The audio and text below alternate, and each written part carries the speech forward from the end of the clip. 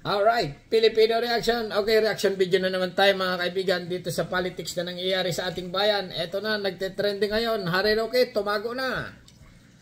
Harry Roque hindi na mahagilap matapos ipa-cite in contempt. Eto na mga kaibigan, si Harry Roque ay nawawala daw.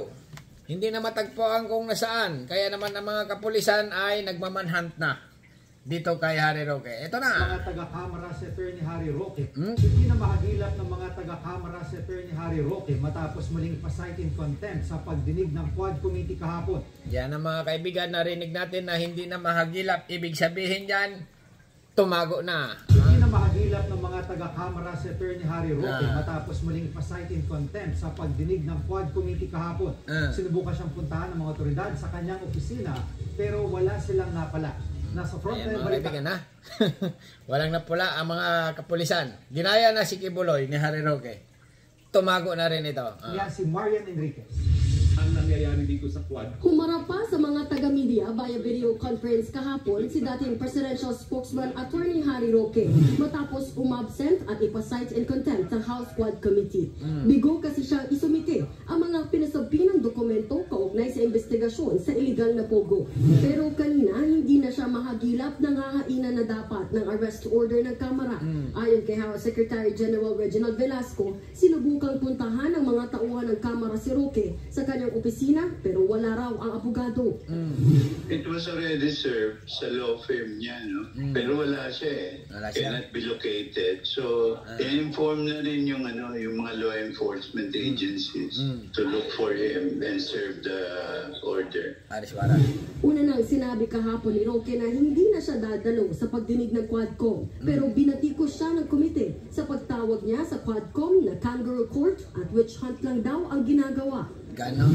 Nagipag-trade pa nga kami sa kanya eh. Binigyan lang siya ng isang araw. Kinuplay pa niya yung one day na yan. The fact remains that he is a material witness or material resource person in this investigation because circumstantial evidence has overwhelming circumstantial evidence has been established of his links between Attorney Roque and Lucky South 99 who operates an illegal pogo. Manager, Sir General, Congressman, si Harry Roque, tumago na talaga yan. Kasi nga, malakas ang ebidensya nyo na si Harry Roque nga ay may kaugnayan sa pugo. Ay sigurado, tumago na rin talaga. Talagang talaga. Ha? Bukod sa issue kay Roque, umaasa rin daw ang Quadcom na hindi pagbibigyan ng Korte Suprema ang petisyon ni Cassandra Leong na payagan siyang huwag dumalo sa hearing.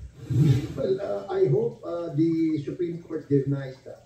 Kasi paano natin malalaman ng katotohanan? Sino pa hahabulin natin? Hindi naman natin mahabol yung mga Chinese. Ang nakikita ng mukha nitong pogo na ito ay si Cassandra Ong and si Alice Go. So we should continue our investigation sa kanila. Hanggang katapusan lang ng Setyembre ang sesyon ng Kongreso pero tinitignan na raw kung magpapatuloy ang pagdinig ng Quad Committee kahit pa mag-break ang Kamara sa Oktubre. Naging emosyonal naman sa pagdinig kahapon ng dating CRDG officer at former PCSO General Manager na si Royina Garma nang ipakontempt din ng komite dahil sa pag-iwas daw sa mga tanong. Isa siya sa nadadawit sa pagpatay sa 3 Chinese drug convicts sa Davao Prison and Penal Farm noong 2016 pero nagmakaawa siya sa mga mambabatas na huwag ikulong. I have a daughter waiting for me who attempted to kill herself 3 times. I cannot leave her. Mr. Chair, she's waiting for me. Iyak na si Garma. Nung ginawa niyo yung mga bagay-bagay na yan, hindi kayo umiiyak. Sumunod na kayo ng sumunod kay X. Ayan, napala niyo. Pinapatayan, 3 Chinese. Ayan, damay. Si Garma umiiyak ngayon. Pero doon lang tayo kay Harry Roque mga kaibigan. Nasaan na kaya yun? Tingin ko sa tunnel, tumago. Kasi nga hindi ito makalabas ng bansa mga kaibigan. Kasi nga medyo inaano na ngayon. Bina-blacklisted na siya. Okay? Pinapag-aralan pa. Pero ganun na rin nga ang punta nun. Bawal na siyang lumabas ng bansa. Okay, continue lang. She attempted 3 times, Mr. Chair. That's why I cannot leave her. Iyak na Kawawa ka naman. No, I will answer all your questions, Mr. Chair. Pwede pa naman daw maghain ng motion for reconsideration si Garma. Pero sa ngayon, sa detention facility muna ng Kamara ang bagsak niya. Maaari rin daw bawiin ang contempt order kay Garma kung mag-uumpisa na itong makipag-cooperate at sumagot sa mga mambabatas. Umamin ka na kasi para hindi ka na mahirapan. Simple-simple lang. Ituro mo kung sino, ano at ganyan kung sino. Talaga ito si Garma na ito, payak-iyak pa. Pero dito lang tayo kay Harry Roque mga kaibigan. Na ito na nga, manhunt operation kay Harry Roque ay kinakasana. Ngayon, mainit-init pa.